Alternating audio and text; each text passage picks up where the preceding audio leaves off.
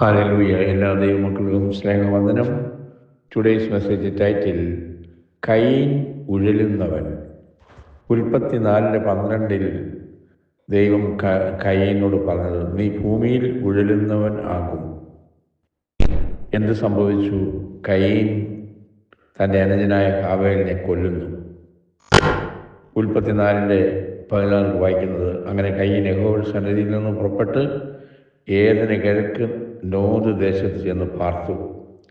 കയീന് തൻ്റെ പാപത്തെക്കുറിച്ചും കുറ്റബോധം ഇല്ലാതിരുന്നതിനാൽ ദൈവത്തിൻ്റെ മുഴു സ്നേഹത്തിനും സംരക്ഷണത്തിനും അവനെ ദൈവസന്നിധിയിൽ നിലനിർത്തുന്നതിന് കഴിഞ്ഞില്ല.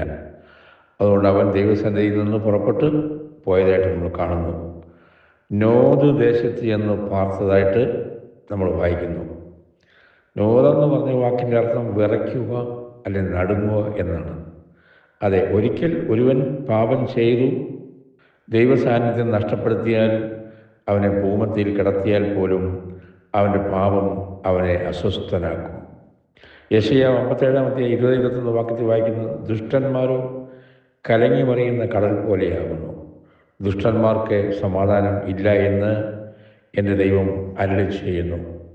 ഉൽപ്പത്തി 4:15-13 വായിക്കുന്നത്, കയീൻ ഒരു കാര്യം യഹോവയോട് പറയുന്നു, എൻ്റെ കുറ്റം പൊറുപ്പാൻ കഴിയുന്നതിനേക്കാൾ വലിയതാകുന്നു എന്ന് പറയുന്നു. പക്ഷേ മാനസാന്തരമില്ല.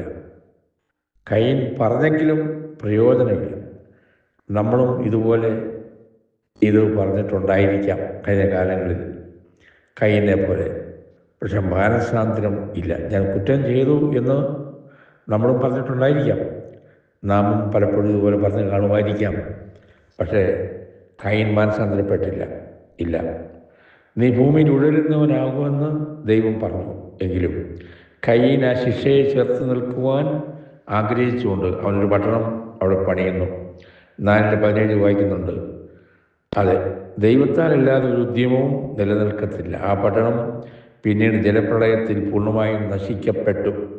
ദൈവത്തിൽ നിന്നും അകന്നു പോകുന്നതുകൊണ്ട് നിങ്ങൾക്ക് ഒന്നും ലഭിക്കത്തില്ല.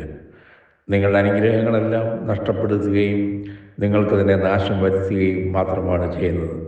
ആകയാൽ പ്രിയ ദൈവമക്കളെ, നീ ദൈവസന്നിധിയിൽ വിട്ട് അലിഞ്ഞു നടക്കുന്നുവെങ്കിൽ മടങ്ങി വരിക.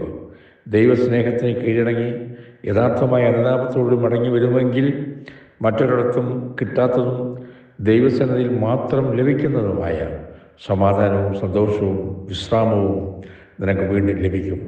അതെ, എൻ്റെ അടുക്കൽ വരുവീൻ, ഞാൻ നിങ്ങളെ ആശ്വസിപ്പിക്കും. ഈ വചനത്താൽ നമ്മളെ അനുഗ്രഹിക്കട്ടെ.